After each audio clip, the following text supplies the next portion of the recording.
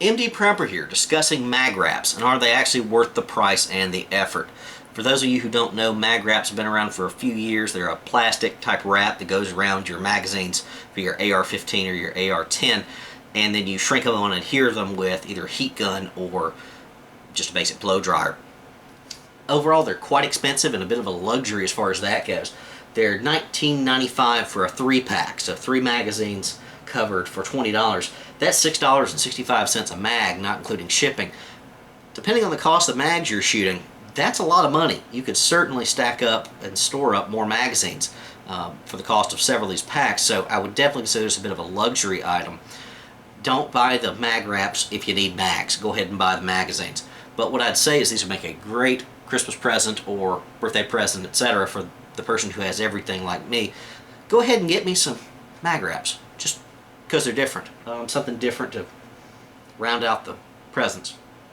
Better than a gift card, I'd say, in my opinion. Overall, they have lots of styles. For the AR-15, I counted tonight, and I believe I counted 48 different styles, from the very loud and audacious to the more subdued, which I tend to prefer, as you can see here. The 308 magazines have 7 different styles that I counted. The one I liked the best was this Cryptek style, which I'll talk about in a minute. Let me show you those mags. Overall, they don't adhere to the polymer mags particularly well, at least from what I've seen. And maybe I applied these too tightly, maybe I need a heat gun as opposed to the hairdryer I used, but let me go ahead and show you the polymer mags. I'll start with the ubiquitous P-Mag with the US flag pattern there. It adhered fairly well. Again, maybe I didn't do the best job overall. Maybe it made it too tight, maybe I didn't add enough heat, but they certainly adhered better with the initial heat and then pulled apart later. Next is a Tapco Magazine, which are fairly common, with all the little ridges and bumps down here at the bottom, and all these did not adhere very well at all. As I put pressure here on the bottom little segment, you can see how it adheres better, but that doesn't stick in the long term. It'll go back to that. Again, maybe I made these too tight, maybe I need more heat. Not bad looking, but not great. Out of the polymer mags, the Troy Battle Mag came out the best. Hopefully you can see that. I would say that looks pretty good. But where these things really stand out for use and practical use in magazines are your USGI standard metal magazines, steel or aluminum. They just appear to be made for them. They adhere better, they fit the ridges and the grooves, which are less than your polymer mags. This one right here is my 545 magazine for my AR 545 pistol.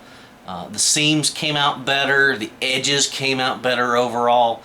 Just a much better looking product in the standard USGI style magazine, the metal mags. In the 308 lineup, I found the same thing. Here is a polymer P-Mag. Hopefully you can see that. Not particularly good definition on it overall, but when you switch to the metal mags, much better definition. Adheres much better overall. Just a generally better fit. So I like that a lot better. Now, as far as use with the standard USGI style magazines, I personally find they scuff up easy. They get dirty and ugly very quickly. A lot of you don't care about that. You want your dirty, roughed up, manly looking mags. I don't know. I think they're a bit ugly. I prefer to protect them if possible, because more damage is less useful in my opinion. Here is a 308 mag. Hopefully you can see that there. And the wear and tear on that, I would hope. And on the back side. This magazine has been used just as much as this other magazine, which does actually have the wrap on it. And hopefully you can see the wear and tear at the top, but virtually none at the bottom. Got a little bit of peeling because I installed that a little too high. Overall, these mags do sit very well, look very nice in a mag well. Here's my 545 pistol, and there she is. Lines up very nicely, looks very good. If you line them up properly, you shouldn't have too much crimping and pull up around the edges. I think that looks nice. Now, where I think these style mag wraps stand out the best and actually have a true practical purpose other than just gun bling is when you're shooting different caliber of firearms. out of your AR-15. Different calibers will make a huge difference. I shoot 300 blackout as well as 5.45 by 39, the AK-74 round right here. And you definitely don't want to mix those magazines up, especially the 300 blackout versus the 5.56. So I am differentiating my magazines by the mag wraps or the type of mag I use exclusively.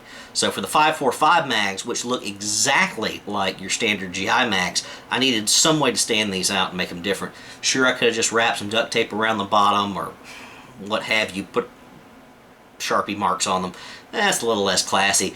Just didn't want to do that. So I went with a don't tread on me, we the people style mag wrap there, which I just think looks very classy in the gun. I don't have a huge number of magazines for the 5.45 pistol, but it sets it aside. It's not something I'm going to reach for accidentally. This is on all of my 5.45 mags, and that's the only thing I shoot in the 5.45. So I've got these US kind of dark colors also, but I got these just to experiment with, just to see what they look like, and you can see that here. I would recommend against using the brighter, louder magazine wrap colors just because they draw too much attention. Yeah, they look cool at the range and showing off, but again, I'm on the somewhat cautious side. If I ever have to use this in a home defensive situation or, God forbid, SHTF, I don't want something that draws too much attention. I don't want to give away my location or too much bling out there with a bright, blazing red, white, and blue US flag. If you want to do that, fine, no big deal. You can also strip these off without any permanent damage to the magazines, but I don't want to add fool with that. I'd rather have something a little more subdued if I'm going to have these mag wraps. Personal opinion.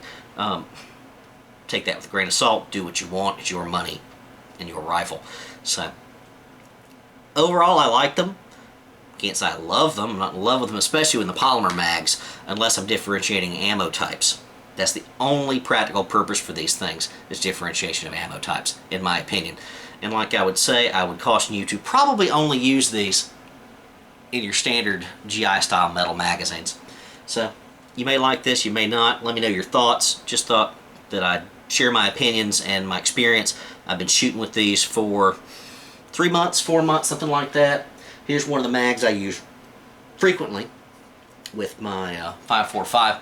And if you notice, there's just a little bit of peeling at the top, a little bit there. Hopefully you can see that. But overall, it's held up very well. It's not scratched up hardly at all. Though I do have a few dings on a few of mine, which of course none are sitting here on the table right now. So they will scratch up a little bit. If you see that right there, hopefully. But nothing real bad. They can obviously be replaced if you want to. So like I said, let me know your thoughts and your opinions on the mag wraps. Again, guys, differentiating calibers, the way to go. AB Prepper out.